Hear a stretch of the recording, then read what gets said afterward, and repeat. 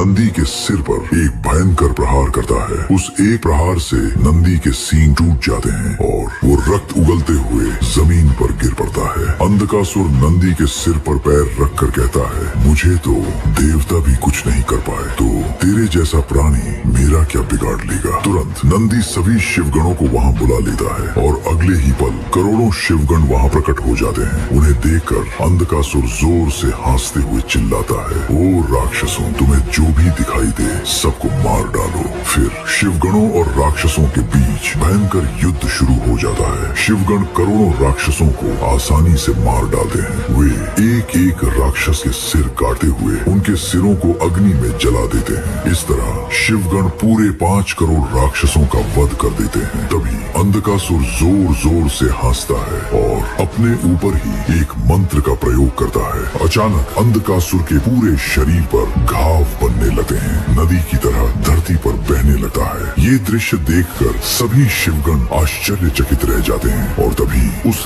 रक्त से 10 करोड़ नए अंधकासुर जन्म लेने लगते हैं। अंधकासुर जोर से हंसते हुए कहता है, तुम लोग मुझे कितनी भी बार मार लो, कोई लाभ नहीं होगा। राक्षसों, जाओ हर एक को मार डालो। इतना सुनते ही करीब 5 करोड़ राक्षस मिलकर सभी शिवगणों को पराजित कर देते हैं। अंधकासुर का पूरा शरीर रक्त से भीगा हुआ होता है। वो शिवगणों की लाशों पर चलता हुआ मृत शरीरों को कुचलते हुए आगे बढ़ता है और धीरे धीरे उस झरने की ओर पहुंचता है जहां पार्वती देवी स्नान कर रही होती हैं। उसी समय पार्वती देवी स्नान समाप्त करके धीरे धीरे बाहर आ रही होती हैं। पानी से भीगी हुई पार्वती देवी को देखकर अंधकासुर कांपने लगता है। ये स्त्री इतनी सुंदर कैसे हो सकती है? मैंने चित्र में जितना सौंदर्य देखा था उससे 1000 नहीं, लाख नहीं, करोड़ों गुना अधिक सुंदर है ये। अंधकासुर पूरी तरह उसके सौंदर्य में खो जाता है। ओ बालिका, तुम्हारा नाम क्या है? पार्वती देवी रक्त से भीगे हुए अंधकासुर को देखकर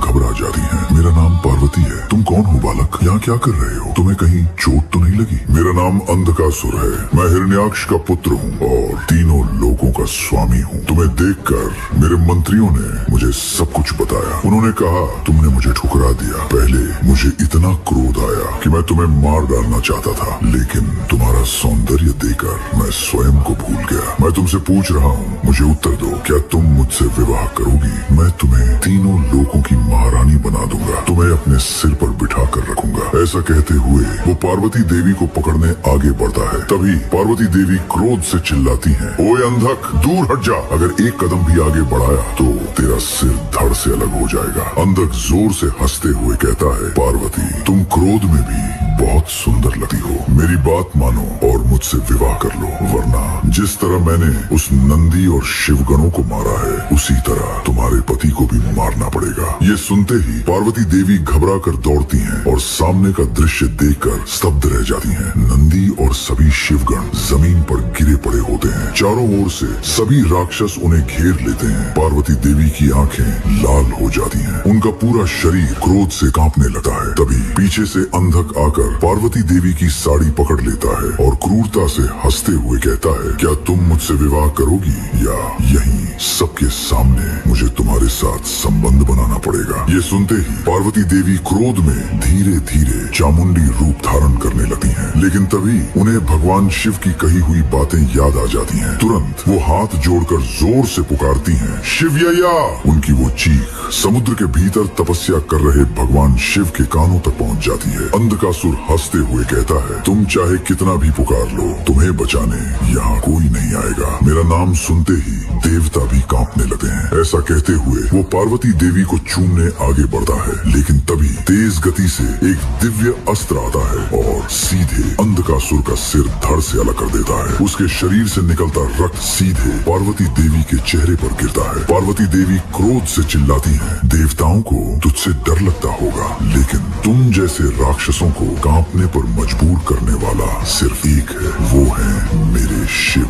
देखो, मेरे शिव आ गए। सभी राक्षस डर से कांपते हुए सामने देखते हैं तो भगवान शिव उग्र क्रोध में हाथ में त्रिशूल लिए तेज गति से आते दिखाई देते हैं। उधर कटा हुआ अंधा का सिर लुढ़कते हुए वापस आता है और फिर से उसके शरीर से जुड़ जाता है। अंधक धीरे धीरे उठता है और भगवान शिव को देखकर कहता है, मैं तो तेरा ही इंतजार कर रहा था। पहले तुझे तड़पा तड़पा कर मारूंगा और उसके बाद इस पार्वती से विवाह करूंगा। ऐसा कहकर वो अपनी संपूर्ण शक्ति का उपयोग करता है और करोड़ों अस्त्र भगवान शिव की ओर छोड़ देता है। लेकिन भगवान शिव अपने त्रिशूल से आने वाले हर अस्त्र को रोक देते हैं। फिर दोनों तेज गति से एक दूसरे की ओर दौड़ते हैं और अपने हाथों से ही एक दूसरे को घुटनों और चेहरे पर मारने लगते हैं। दोनों घायल हो जाते हैं, लेकिन फिर भी कोई रुकता नहीं। दोनों लगातार लड़ते रहते हैं। अंधक का रक्त जमीन पर गिरता रहता है और उस रक्त से